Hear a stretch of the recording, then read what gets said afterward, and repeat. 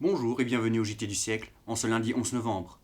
C'était il y a un an, une année déjà que l'armistice fut signé. La France a vaincu l'Allemagne après plus de 4 années de combats acharnés sur les champs de bataille. Les braves soldats français, aidés de leurs alliés russes, anglais, américains, italiens, belges et portugais, ont combattu à quart d'heure sur les champs de bataille. Du 2 août 1914 au 11 novembre 1918, ils ont tous montré l'exemple. Cependant, les familles de ces soldats se sont montrées aussi dignes et héros combattants pour avoir offert à la patrie leurs chefs de famille et leurs fils. Elles pourront dans le futur s'enorgueillir de leur patriotisme, de leur dévouement et de leur honneur d'être français. Certes, l'Allemagne a signé en bas du traité de paix, mais hélas, nous l'aurions aimé plus rude contre cet ennemi qui a tenté d'enlever à la France son rang de nation libre. L'homme d'État, M. Clémenceau, a déclaré récemment que le traité tel qu'il est incomplet et imparfait. Il en a cependant réclamé la ratification parce que, selon lui, il y avait un instrument d'avenir et qu'il a confiance en cet avenir. Les gouvernements futurs trouveront le moyen de faire sortir ce qu'ils voudront de ce traité. L'Union sacrée des Français n'a pas seulement permis d'écarter la menace de Guillaume II, elle a permis de rétablir la santé de la France pour 50 ans et plus.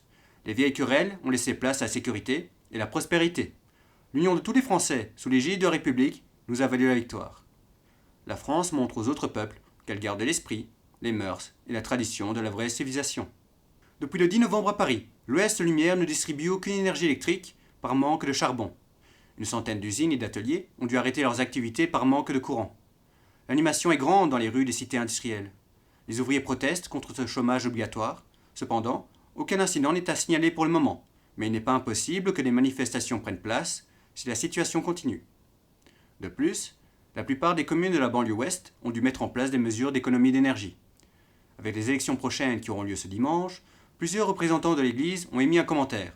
Son éminence, le cardinal Andrieux, archevêque de Bordeaux, écrit qu'il n'est pas permis de voter pour un candidat franc-maçon. Il rappelle en effet l'encyclique de Léon XIII sur les francs-maçons, disant que ceux-ci veulent démolir la religion et l'Église et nous faire rétrograder de 19 siècles et nous ramener au paganisme. Par leurs efforts à renverser les fondements de la justice et de l'honnêteté, les francs-maçons travaillent à faire descendre l'humanité à la condition de bête. De même, Monseigneur Lefer de la Motte, évêque de Nantes, écrit que exclure la religion n'est pas autre chose que prononcer l'exclusion de Dieu. Dieu est vérité et justice, bannissez-les de votre programme, il vous restera pour vous unir le mensonge et le mal. C'était le JT du siècle, l'info de notre histoire.